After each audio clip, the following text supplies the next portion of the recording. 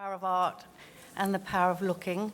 I'm editor of the Art newspaper, which is the journal of record for the international arts world, with editorial offices in London and New York. And we also have 50 reporters around the world. I've also worked in leadership roles in the arts in the UK at South Bank Centre, Arts Council, the Art Fund, and I'm an art historian. I've written several books on art, mainly on the Italian Renaissance. So that's where I live when I'm not at the Art newspaper. This session has been conceived as a companion to Christina Patterson's brilliant session of yesterday on the arts and humanities, and stems from Christina's and my own passionate belief that the arts and the humanities should be absolutely central to any education system that wants to fully equip us for the future. Without the arts, we will be left behind, no matter how fast we run to catch up with the accelerating world of tech and new media. Without the arts and humanities, we will have lost what makes our human intelligence complete and unique, and will be unable to negotiate many of the challenges that have been set out this morning. This session will focus largely on the visual arts. Art may sound like a niche subject, something you only do if you're good at painting or drawing or sculpting, but it is in fact entirely the opposite. Looking at art and studying art, as well as making art, help us to develop a rich, creative, and critical intelligence. Yet, as someone said yesterday, the business world gets it, but politicians just don't. So while the education systems around the world are focusing in on STEM subjects, with art and art history being squeezed out of the picture, Microsoft and Google are encouraging arts graduates to join them, and Silicon Valley startups are recruiting art historians and artists to help bring some crucial right brain as well as left brain thinking to the mix. Meanwhile, medics at Harvard and Imperial College London are studying sculpture and art. The Imperial College are actually going to Tristram Hunt's museum at the V&A. And there, by looking at sculpture, they're relearning the skills of close observation, empathy, and reflection, which will help them make a better diagnosis, because many of them have had books in textbooks, endless exams, and have been making cursory assumptions when they make a diagnosis. This will help them really see. And at the New York Metropolitan Museum of Art, detectives, the CIA, and FBI are studying works of art to help hone their investigative and observational skills, and very importantly, to better articulate what they see, such as describing a suspect in a more truthful and nuanced way. This has apparently resulted in the New York police force solving many more crimes, and they've got statistics to prove this. I spoke to a science teacher at one of the receptions here who said that the perception is that there are not many useful careers in the arts, and this is why the science and tech fields predominate. But studying art is about being better equipped for all life's possible paths and career possibilities. Visual literacy and visual intelligence should be as vital as verbal literacy and numeracy to our futures. So I am really delighted to have a platform here, because arts and tech should be hand in hand.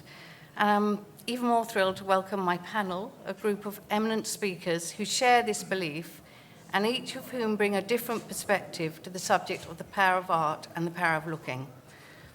Each speaker will try to talk for about 7 minutes, maybe a little longer, but we'll see. And I hope there'll be time for some questions at the end. At the close, I will attempt to bring some of the threads together, and I hope my voice bears out. I've had a bit of a cold, so bear with me. But my first speaker to my left is Brian Kennedy, President, CEO, and Director of the Toledo Museum of Art in Ohio, in the US, who uses the museum's great collection to promote visual literacy, which Brian will properly explain with the help of a PowerPoint presentation. Brian studied art history and history in Dublin, Ireland, and has held leadership positions in Ireland, Australia, and the US.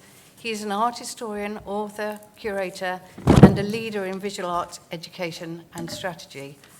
Brian and I met through a discussion about a project I'm working on, The Superpower of Looking, which hopes to teach visual literacy through art to children aged 7 to 11 in the UK. Brian.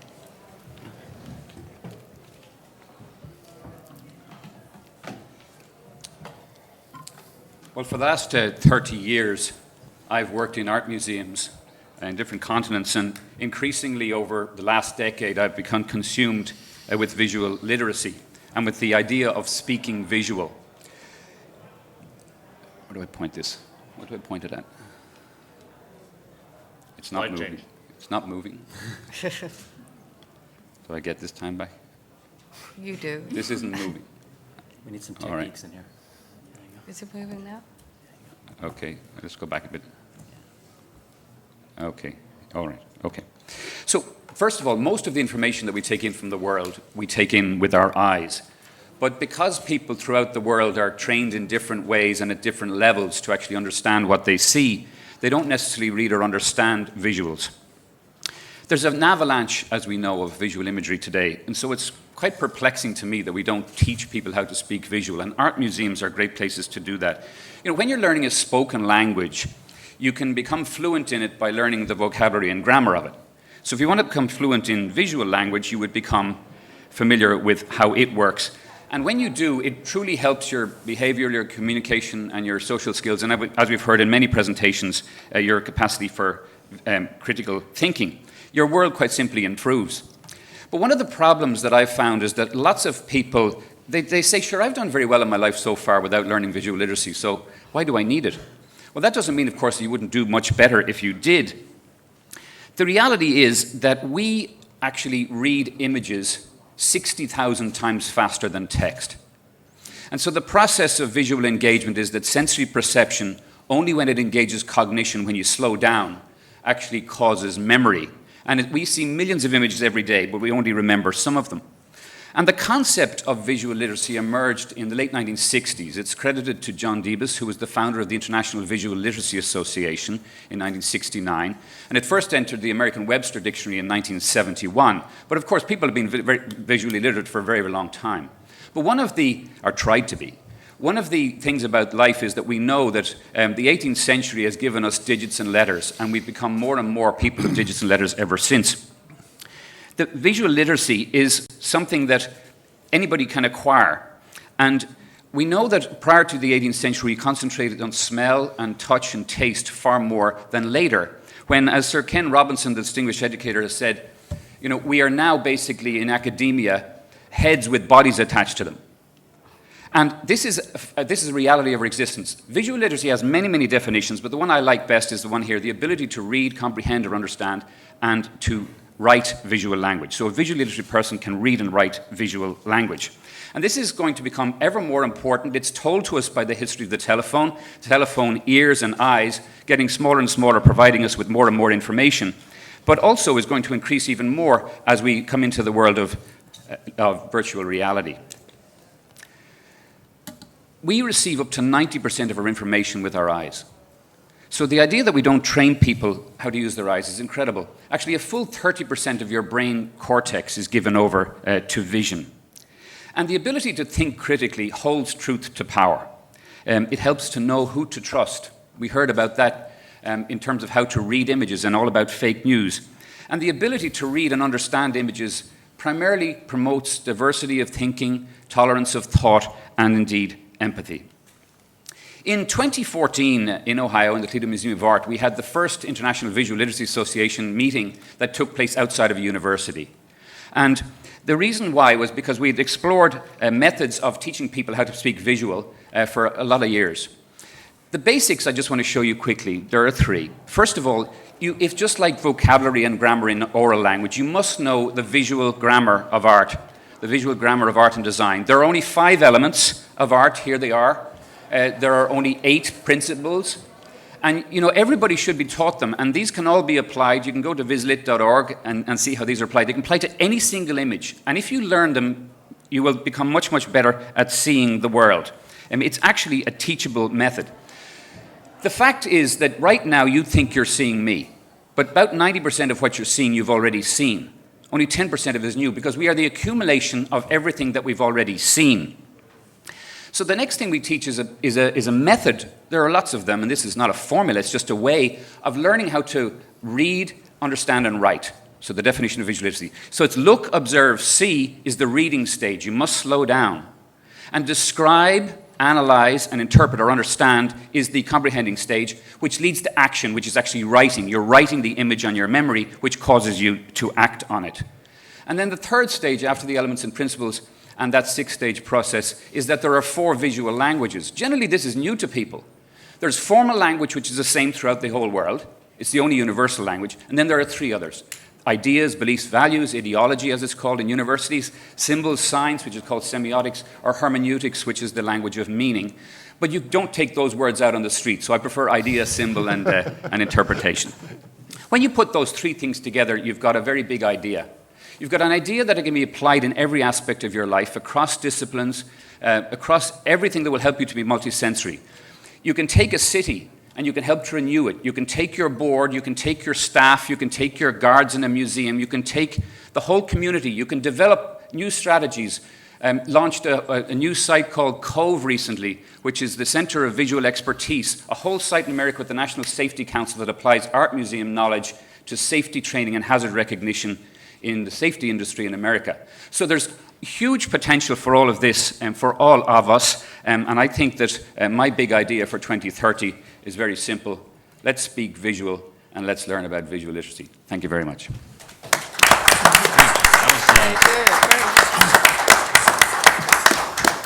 Thank you, Brian, and amazing amount of slides, and you kept completely to time, so extra congratulations.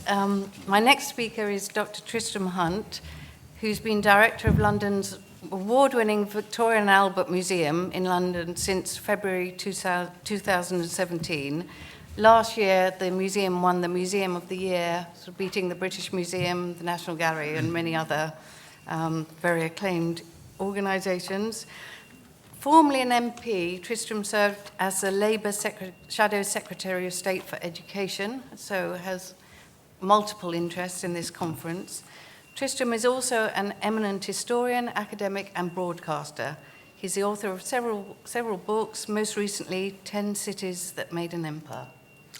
Alison, thank you. Well, good afternoon, ladies and gentlemen. It's a great privilege to be here, and it's a particular privilege to be on the same panel as Andria, one of the top 10 global teachers. And we're all looking forward to you to winning this evening. Thank you.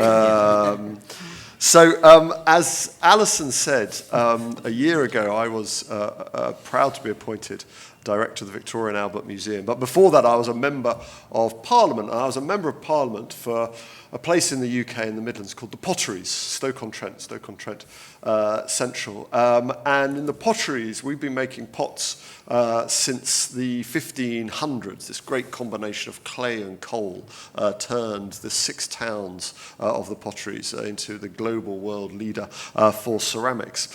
And what I want to touch on briefly this afternoon is how not just to look, but see and to feel.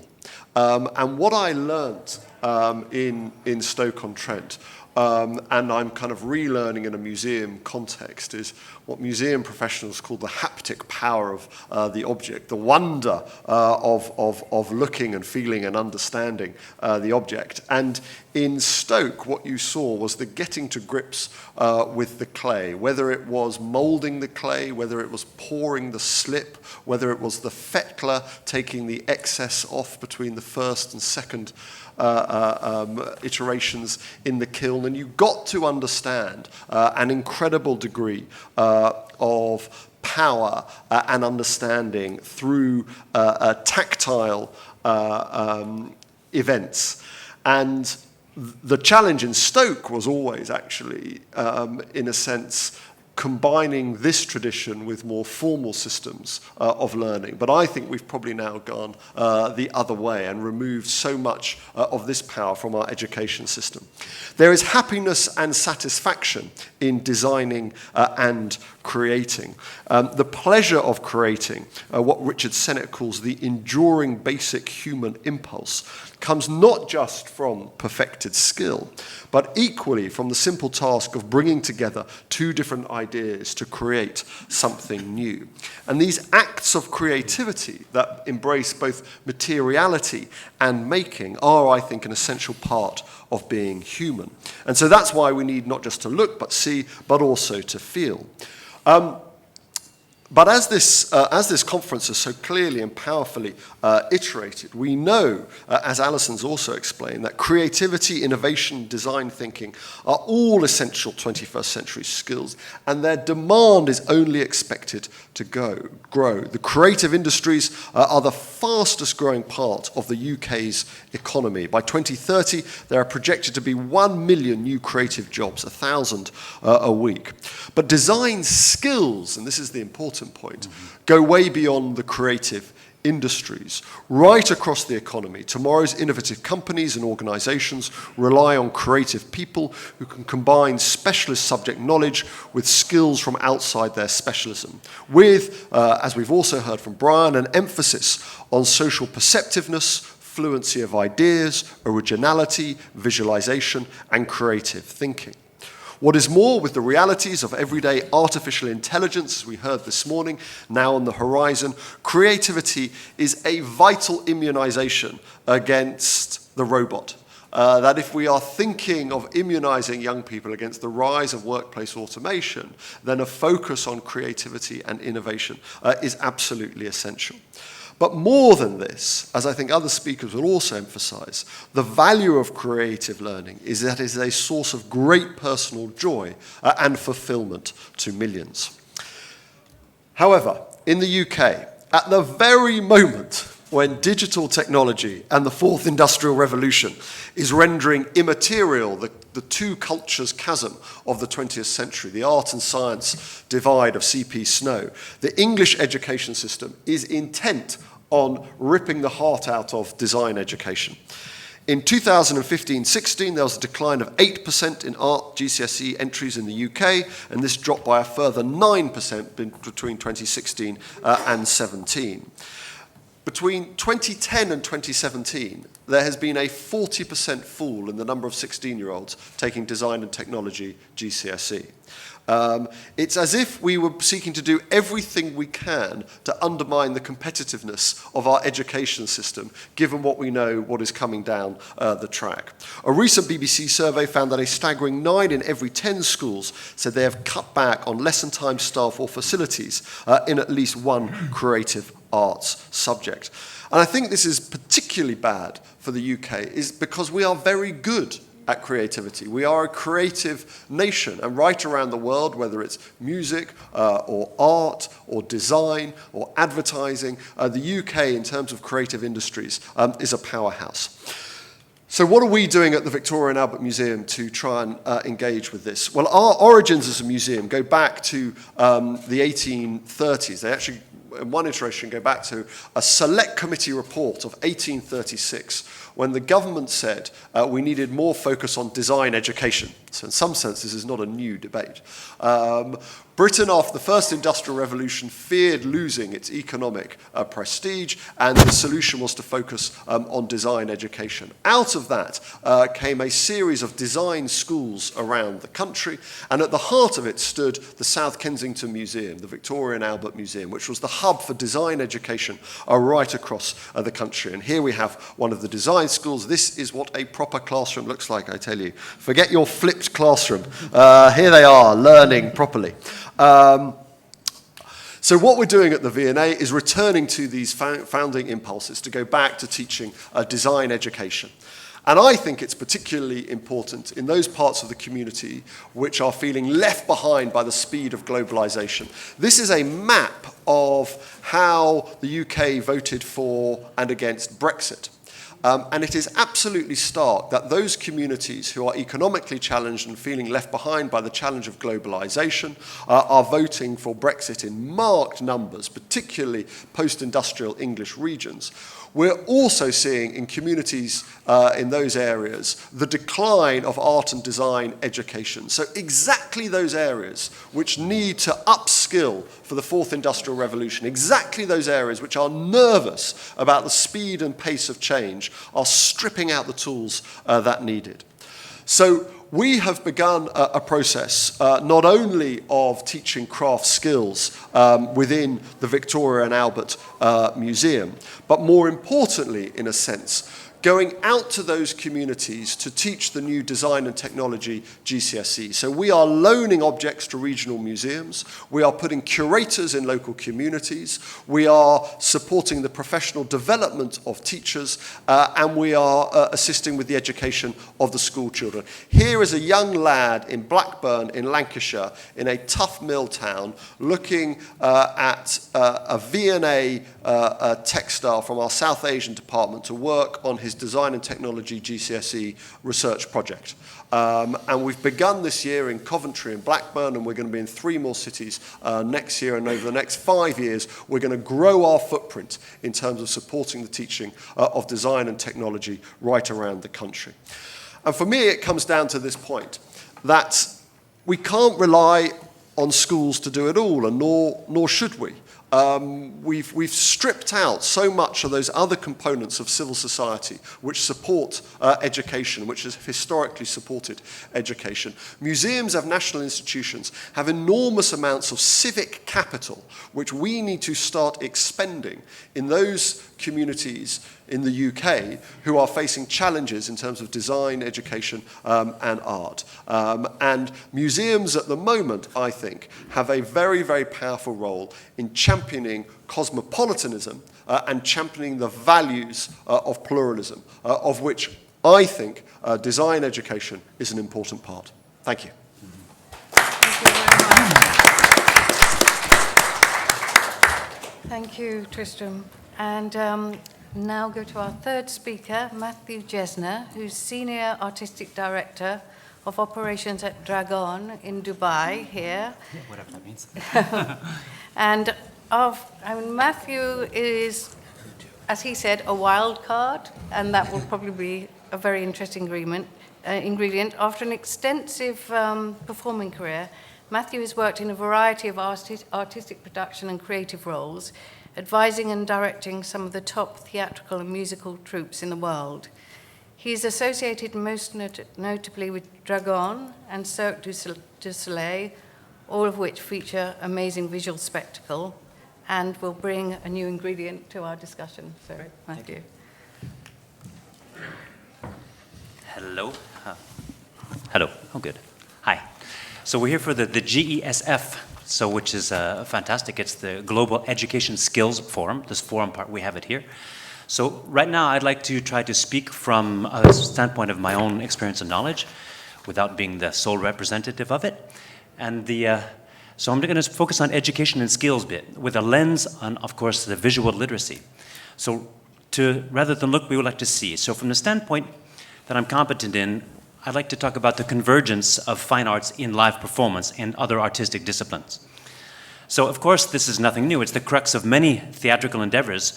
Over the past 30 years, there's been a new dimension added to that in both scope, the style, and the production level, and to some degree, budget. Unfortunately, production and budget are intrinsically linked.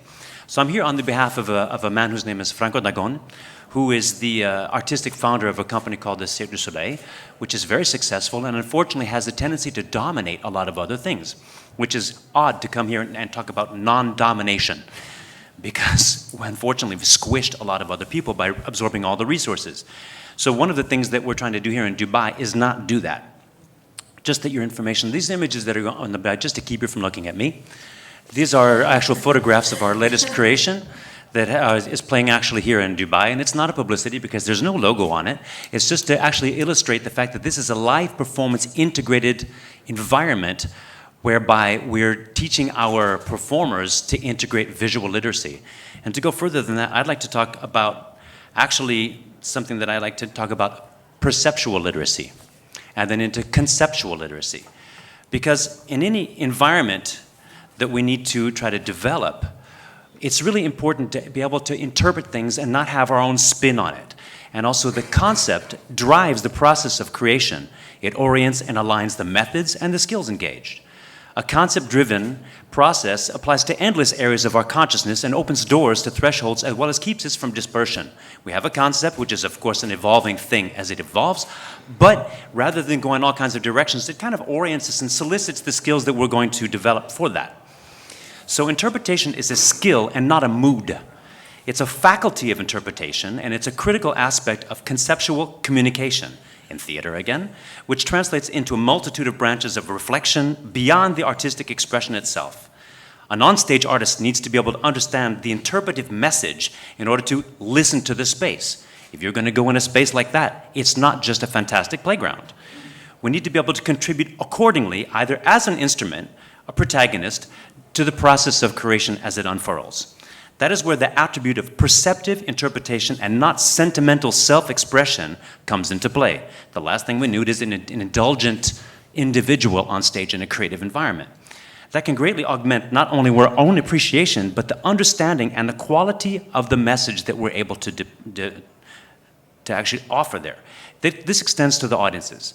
This is the importance of art in the educational development, not only for its direct protagonists, or participants, but also for its audiences. We're trying to implicate our spectators now as what we call spect-actors. I did not invent that word.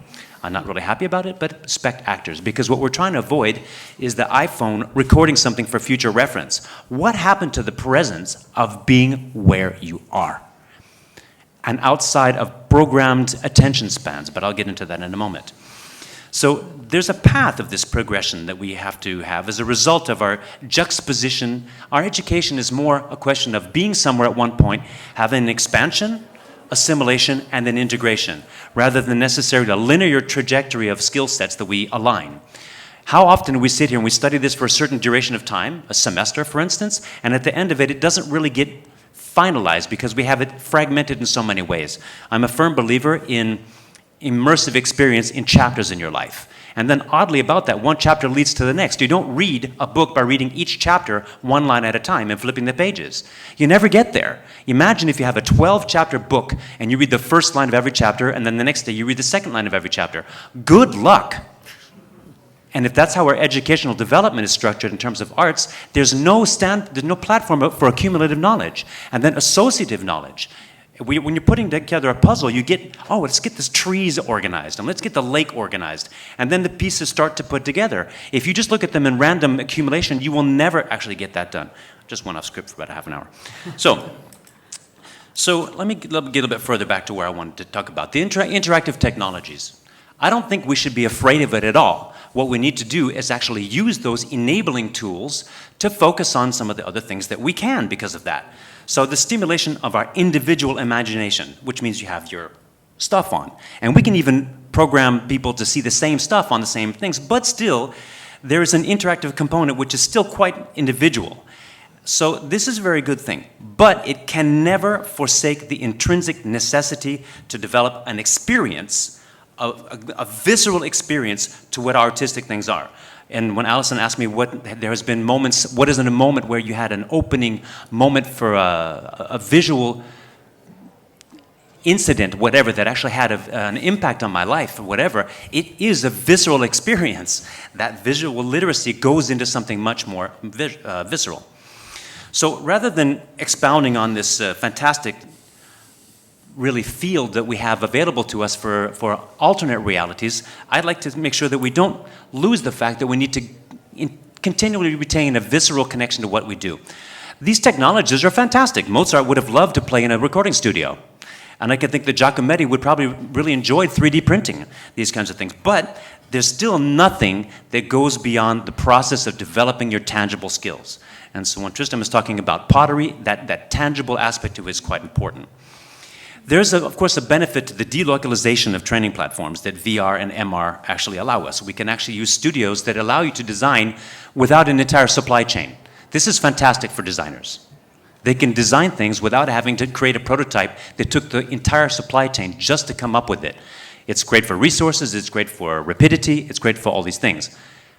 But it doesn't replace an architect having to actually build a scale model, because when you're building the scale model, you're moving into it physically yourself when you do it. So learn to use the VR, learn to use the AR, and then also you learn to use a paper cutter and build your scale model.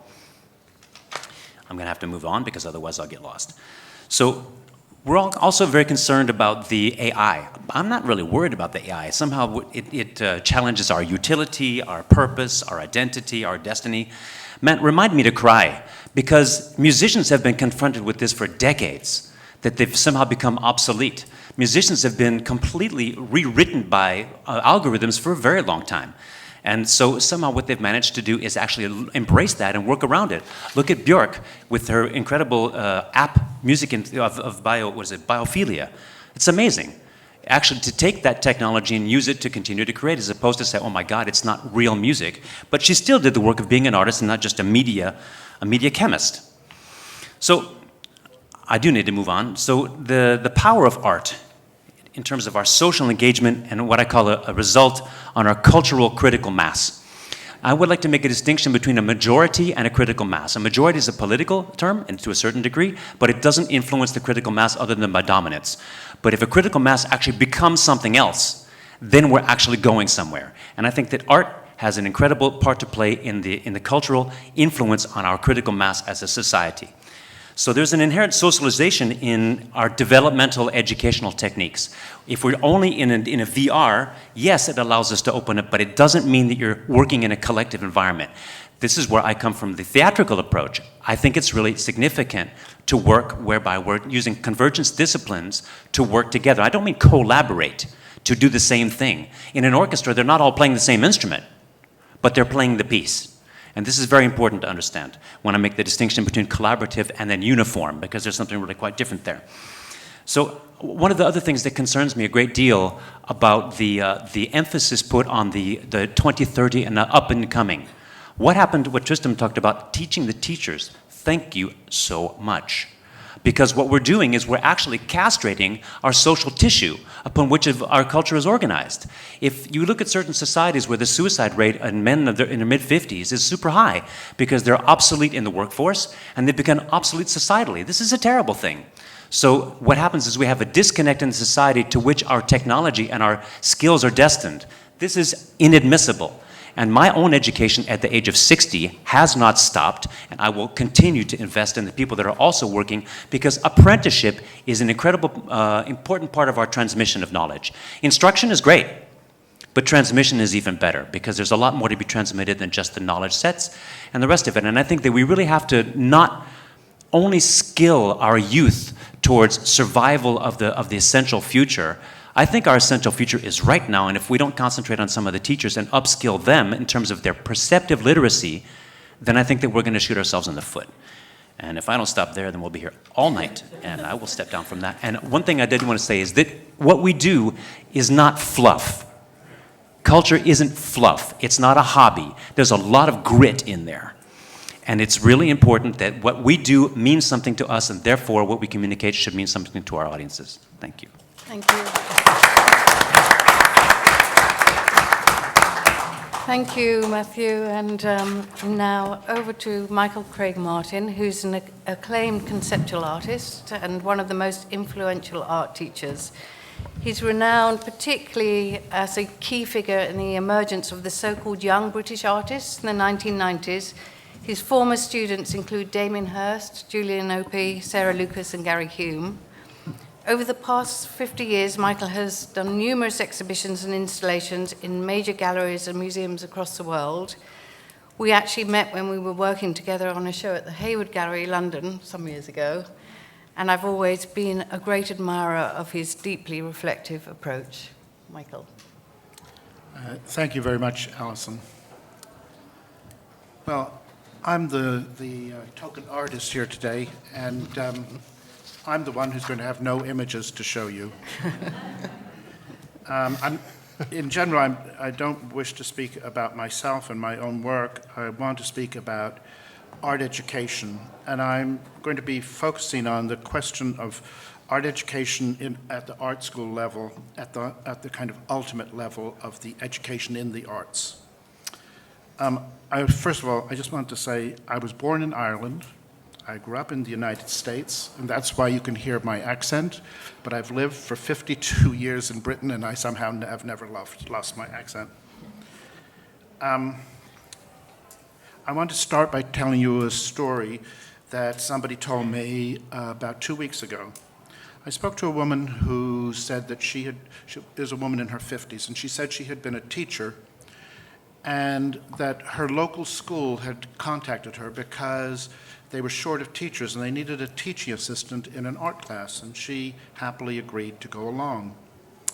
And she went to the class, and the teacher gave the instruction to the kids, they were quite young kids, to look at pictures of, they were given pictures of designs and told to copy them. And the kids got down to work, as kids always do, and halfway through the class, the teacher suddenly said, wait a second, we have to stop. Everything has to stop. Some of you are not following the instruction. There are students here making their own designs, and that's not allowed. Now, this woman is, of course, deeply shocked by this story, and of course I am too, and I hope you are. And I want to say that this is something that happened in the country that pioneered progressive education, in the attempt to bring creative education at all levels of education. But what's happened, as Tristram was talking about, is that there has been a decimation of visual and arts, all the arts education in Britain, and this has affected every level of learning. Now, I want to tell you another story, and this one is about me. I grew up in Washington, D.C. I went to very good schools. I had a very good academic education as a young person. I was really lucky. But at about the age of 12, 13, I decided I wanted to be an artist, and I never changed my mind from that day to this. So during my teenage years, I never went to a school where there was an art class. There were no art classes in any school I ever went to. So I went out and I found people to teach drawing, who taught drawing and taught things like that. And all the time I wanted to go to art school. And then I finally, when I was about 19, I got into art school. I got into a really wonderful art school. And something terrible happened to me, which was I suddenly realized the first thing we were asked to do was to do something of our own. And I couldn't do it. And I suddenly realized that all of my education had taught me how to follow instructions. And suddenly there were no instructions.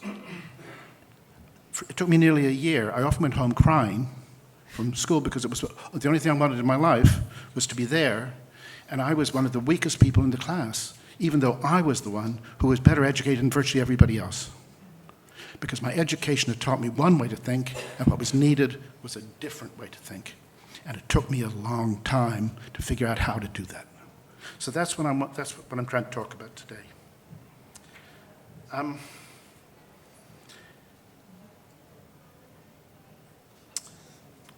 The first thing I want to say about teaching art is that art is not an academic subject.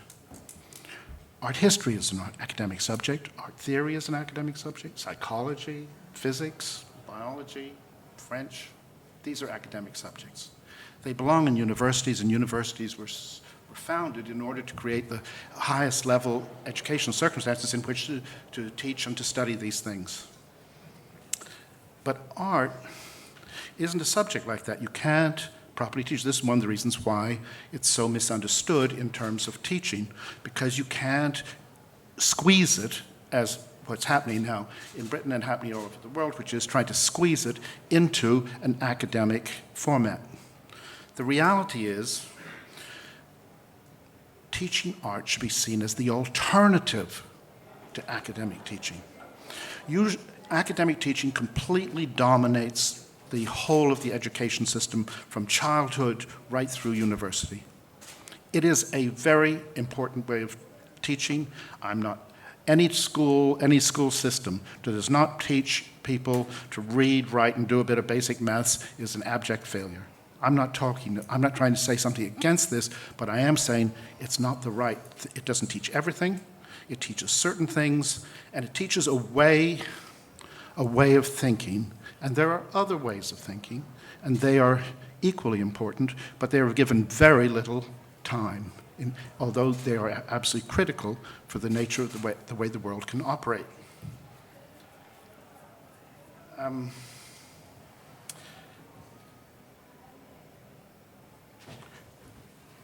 In academic subjects, the subject exists whether you do or not. Physics doesn't give a damn whether you come to class. Physics will go on regardless of whether you do it. And with any academic subject, you need to start simple and build. You start with basics, you build to a middle ground, you proceed, you build knowledge, you build information. Okay? When you go to art and you are asked, do what you want to do, do it. You have to make the decision what you're going to do. This makes you the subject, not art. You are the subject, and the art unveils itself as you proceed. This is not studying about art. This is studying how to make art, how to take responsibility for what you do. So you are actually at the center of this. So it's a completely different way of approaching how you learn something. And that's why, and this is true of all the arts, if you need to start from a question of personal passion. If you don't have passion, if you're not passionately interested in doing this is hard enough when you have passion. I can tell you it's very difficult to do it then. If you have no passion, you might as well stop. Because there are people who do have this passion, and they are the ones who will succeed. And frankly, their passion is infinitely more important than their talent. One of the reasons I struggled was because I didn't have what were considered the appropriate talent. Talent is something that's identifiable. You can draw horses. He can draw horses and she can draw horses. You can't draw horses. They've got talent and you don't. Okay? If you don't have what is recognized as a talent, what a creative person does, they create a talent. They find it in themselves, and they become the best at it. Naturally, you're the best at it. You invented it. You invented it for yourself. That's what artists do.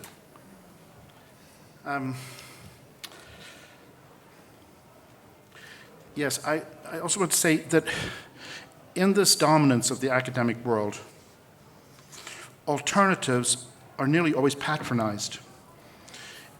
I mean, very often it's talked about, to be honest, it's in the title of this conference, skills.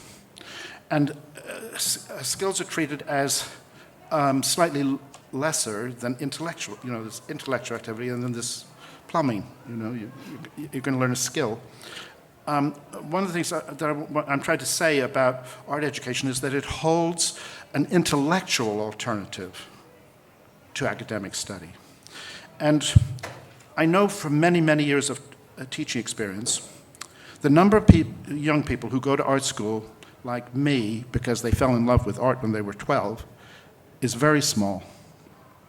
The majority of kids who go to art school are kind of interested in art, but they also feel themselves to be different.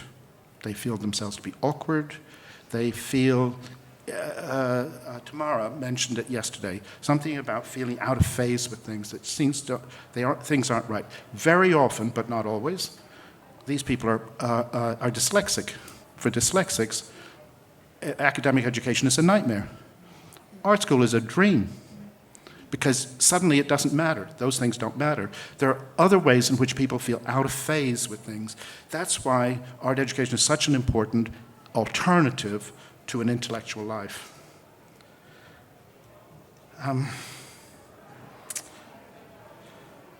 just trying to see if I've forgotten anything. No, I think I should end by saying I want to list to you some of the things that I think that having to think for yourself in an art school teaches people. Learning to take responsibility, self-knowledge, self-confidence, self-motivation, self-discipline, independence of thought, passionate commitment and dedication, adaptability, being undaunted by the new or the unfamiliar, expectant of the need to change, not just willing to deal with it, but expecting it to happen, and with a natural commitment to lifelong learning.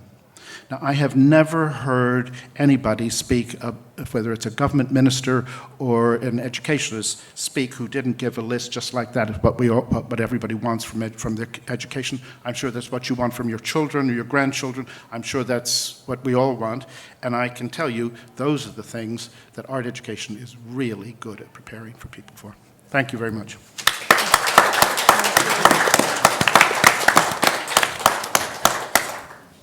Thank you very much, Michael. And last but certainly not least, we have our top 10 finalist art teacher. Hurrah!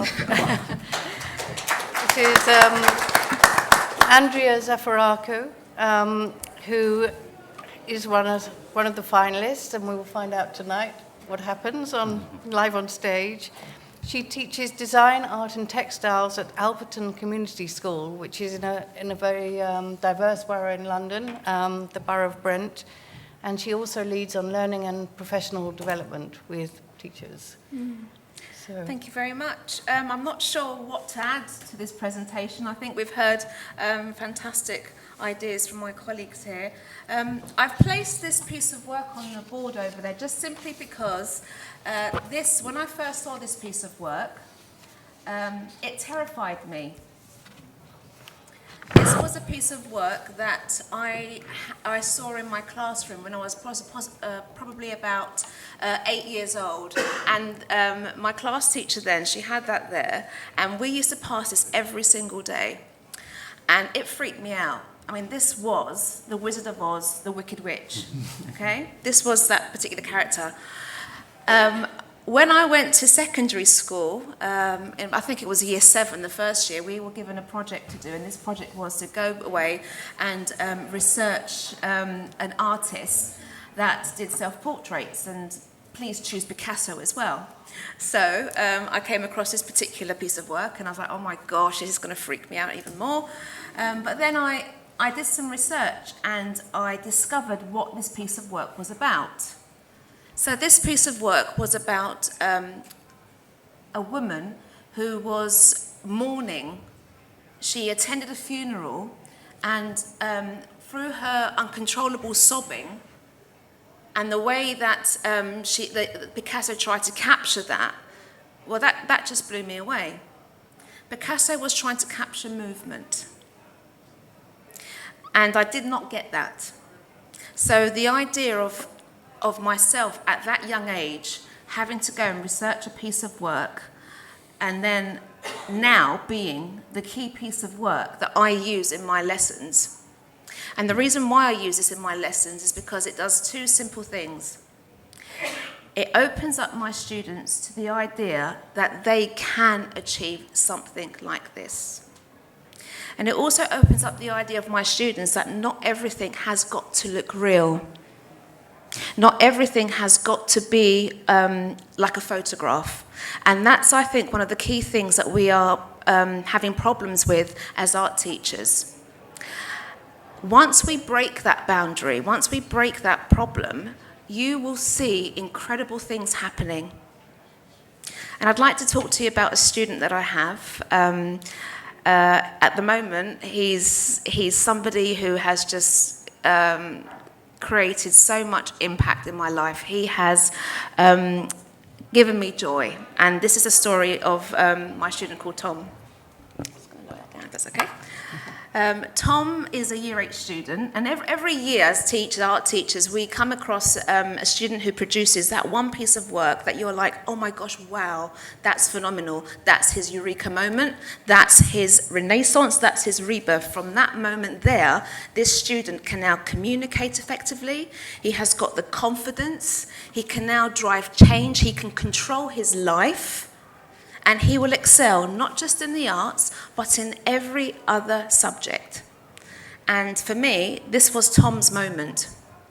So Tom, I've not got a picture of him for you. I thought he'd kill me, basically, if I had it on the screen.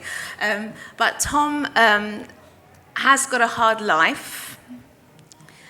He comes from a disadvantaged background. He probably has, he does have quite a lot of special educational needs labels attached to him. He finds it very difficult to interact with children. He prefers speaking just to adults. And you will normally find him having timeouts outside in the corridors for most of his lessons. And I've been working with Tom for 2 years, and I'm his art teacher. The first year, when he started in Year 7, it was quite challenging for Tom. He was really struggling. He used to come into the classrooms, get really frustrated, and this is every classroom, really frustrated.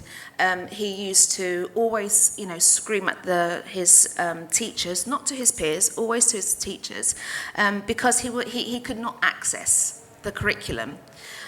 Tom is fluent, he can speak English brilliantly, but he's unable to write. He can't write. 3 weeks ago, a month ago, we started a project in Year 8, and that's called Self-Image, where we're exploring different types of artists and looking at the way that they represent identity and image. And lo and behold, I brought this piece of work out. 2 weeks later, I was showing the class the work that was produced, no names. So I'd take the piece of work and I'd say, right, this student here, this work here, look at the way they've captured the light, look at the way they've mixed the paint, look at the way they've been accurate, look at the way they've done that, how can we improve this work? The moment I picked up this piece of work, which was Tom's, there was no name on the back. All I heard was, wow, whose is that work? Who did that? And then at the back of the room, Tom's hand went up. What he did, he had a fantastic journey. What he did, he was able to make mistakes. He was able to perfect in his ability how to mix paints using powder and water to the right thickness and then apply that very carefully onto his piece of paper. Bearing in mind, Tom can't write. He finds it difficult to, I should have actually shown you a picture of his writing. He finds it very difficult to write within 2 lines. It's very scratchy, his writing, and he will give up. He'll put his pen down and he'll walk away from the room. And this child has created a piece of work that puts him amongst all his other peers. The arts is the most inclusive subject that we have in our school. And that goes for musics, physical education, the dramas as well. It's inclusive. And the beauty about the arts is that it raises awareness. And it also creates fantastic opportunities to celebrate students' work. And what I love, or I shouldn't say I love, but what I really enjoy is seeing students going on that tough journey, that battle. And most of my more able students really struggle because I think it was Michael who said that, once you tell a child to draw, they freeze. But when you tell them at a younger age, draw, they just thrive. They can do this. And that's something that the arts are fantastic in doing. We are able to heal our children, and we need this desperately back into our curriculums. What I'd also like to say is I've had many people this weekend saying to me, how do you use technology in the classroom? Isn't it the complete opposite? Isn't surely the value of the paintbrush? And I would turn around and I'll say, actually, you should see how my students use technology in the classroom. is phenomenal. They are able to access artists, designers. They're able to research far more quicker than they've ever had to do before. And bearing in mind that we've got a very tight curriculum, we have got to produce incredible work for their GCSE portfolios. And alongside that, the students have also got to do their other subjects. By having this technology to hand, it has been transformational. But on the other hand, there's nothing like going into the V&A. There's nothing like going into the Japanese section and seeing those incredible samurai costumes and seeing the detail of the embroidery on those armors. There's nothing like that. There's nothing like going into a gallery and smelling that smell. There's nothing like going into a museum and watching others watch the work, look at the work, really looking and listening to those conversations. And that, I think, is something that we have to find a great balance. Yes, it's great being in the classroom, but we need to get our kids out there. They need to see these incredible places. They need to see these incredible cultures. They need to experience that. Because at the end of the day, I think this wonderful harmony of technology and art, that's how we're going to move things forward. And if I can just finish off by saying, as an art teacher, what I would love in my school and what I think we need is a few things. The first thing is the backing of our parents. Yeah. And I think one of us said here that it's educating our families to say the arts are important, the arts can make you money, the arts are really, really specific themes that can really help to move our industries forward. We need to value them, and that comes from our parents. And I'm lucky because my parents did, hence why I'm here. The other thing I think is really important is the fact that I'd love to see more artists, more designers coming back to the schools, teaching our students, being role models, showing us your technique, showing us how you have created your journeys. That's what I'd like to see in my classroom.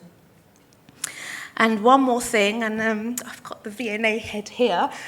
What I'd like to see also, if that's okay, is free workshops or free opportunities for not just schools, but students and members of the public just to come in and have a look at the exhibitions. We suffer from money in my school. Our community suffer from money. Our children won't go to the museums because they feel that it's expensive.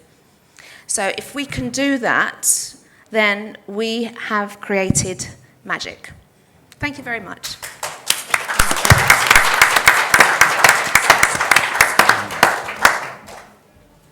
Thank you very much to everybody, and I'll open it up for questions. If anyone has questions for any member of the panel, I think we have someone with a microphone as well.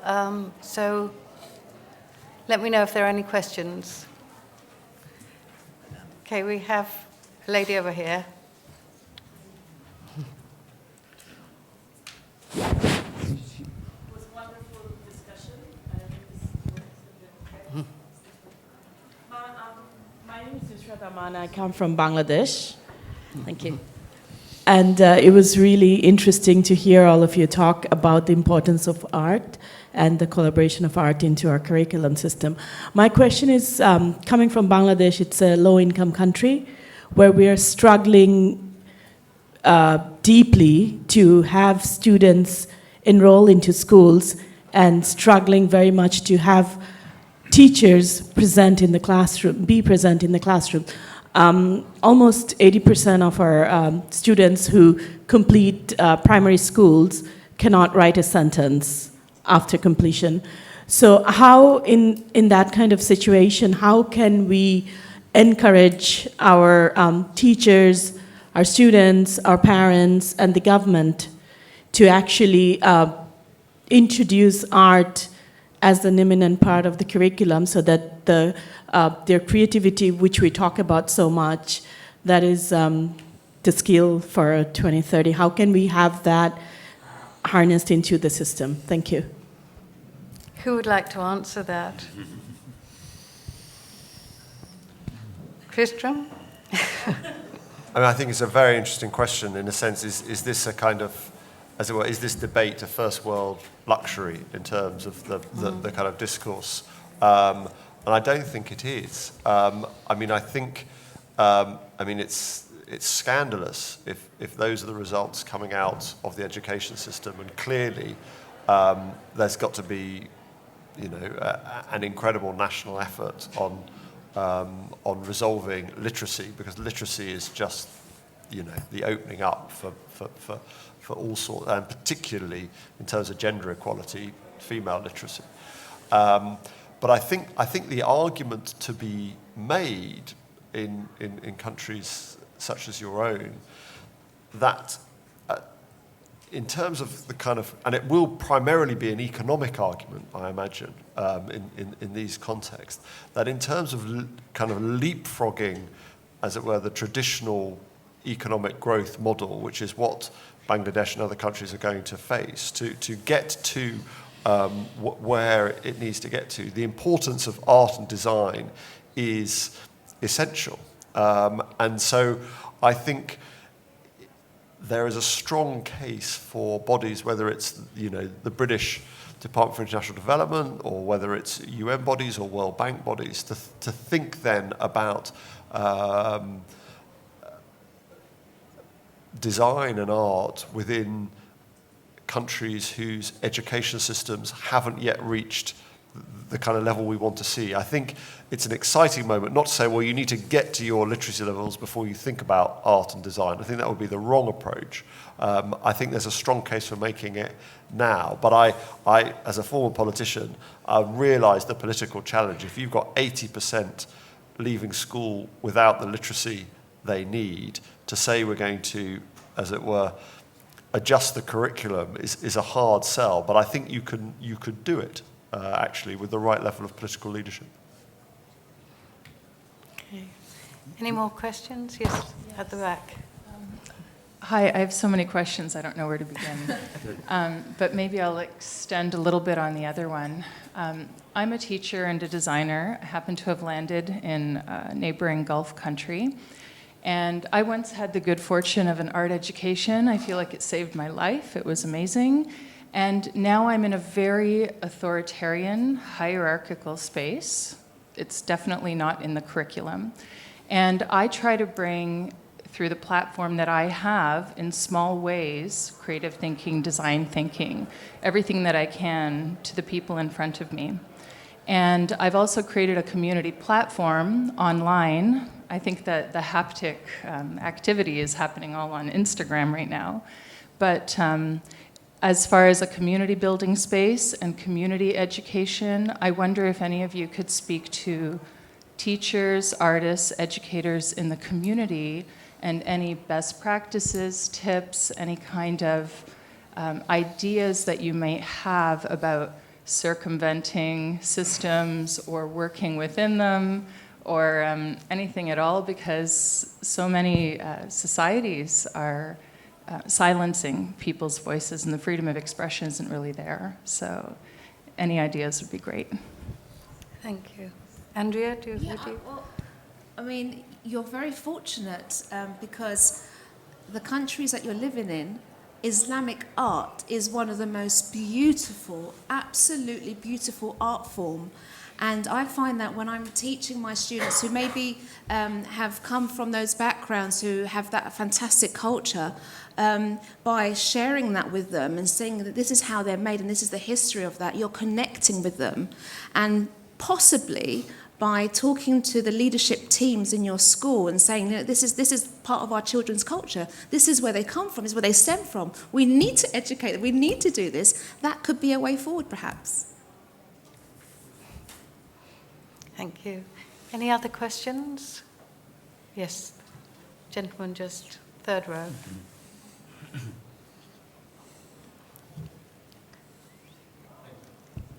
This is sort of following on from the points made over here, and Mr. Craig Martin made an enormously powerful point about how art as a subject encourages creativity, taking responsibility, and all the other sorts of things, enormously powerfully made.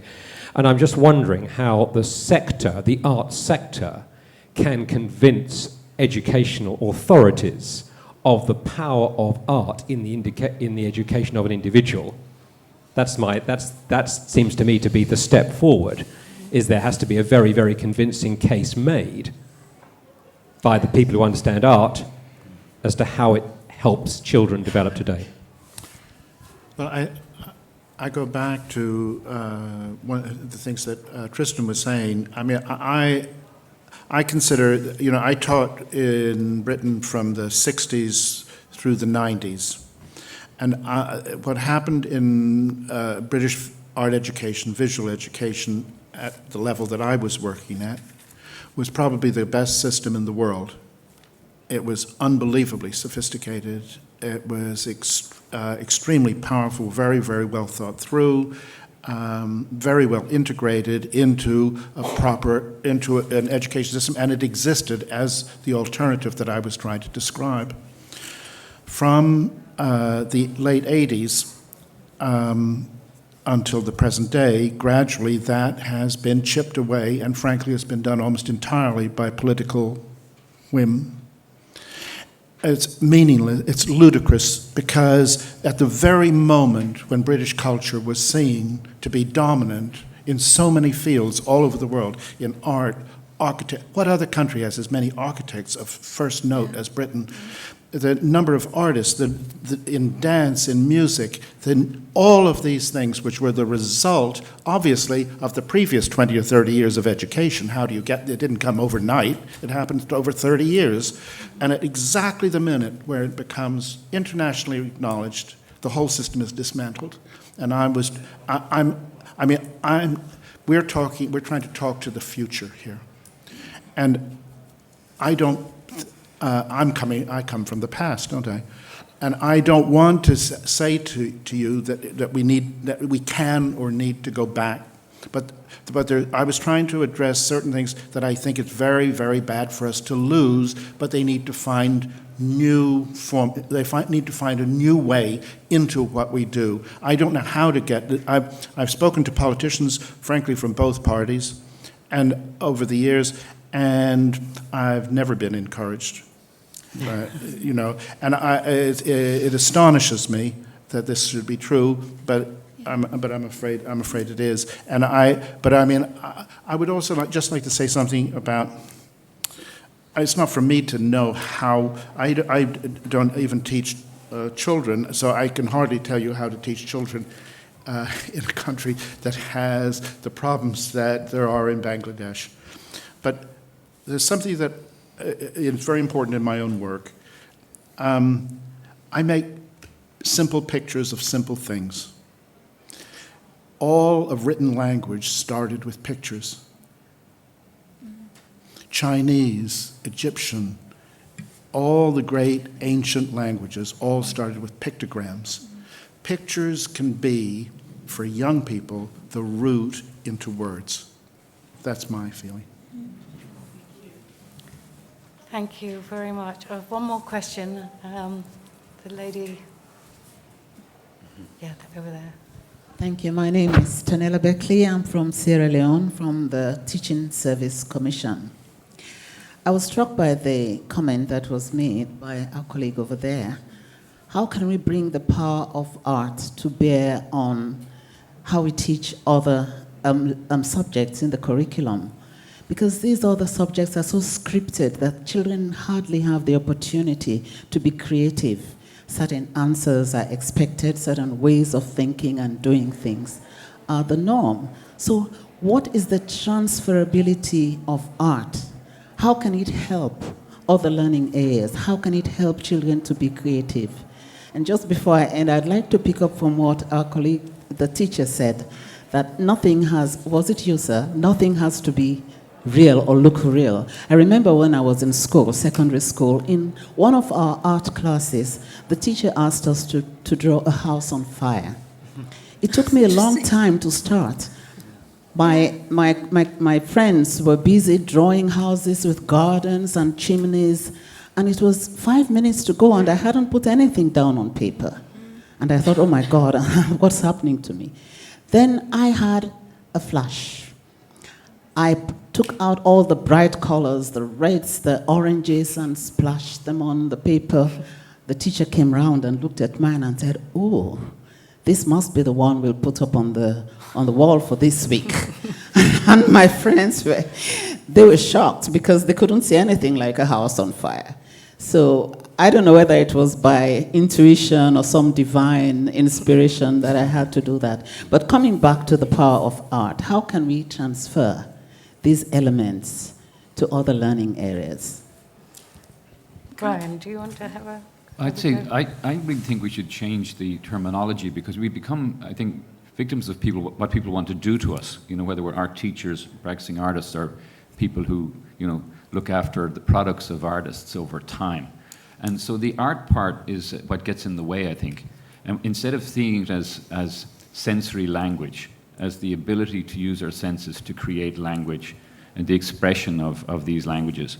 So that's why I feel it's so important to be elemental about it. We have to essentially try to, and I think art museums take a particular privilege on this, because schools are really in deficit, I mean, throughout the world, because of what's happening technologically. So if we go to basic language and start to teach basic language again, then people realize it's actually in them. The art is in the artists. You know, works of art are the products of what artists make. And so what's the language? And it's going to be a process. It's going to take, I think it's going to be decades before we begin to get back to the full expression within our system. But in the various talks we've had this morning, we can see that the world is heading towards a more human-centered design as AI and technology begin to take over. So I think our moment is coming, but it's a process, and you can only begin in your own place by really exploring and centering into the system sensory perception, sensory expression. Thank you. Well, on that note, I want to say a huge thank you to all my panel and for bringing all their thoughts and different perspectives to the power of art. And we've all got to make the argument, and there are little sort of chinks in the armour now, so we've just got to exploit those. And I wanted to thank you all very much for coming, and congratulations, Andria, and best of luck tonight. Thank you so much. Thank you very much.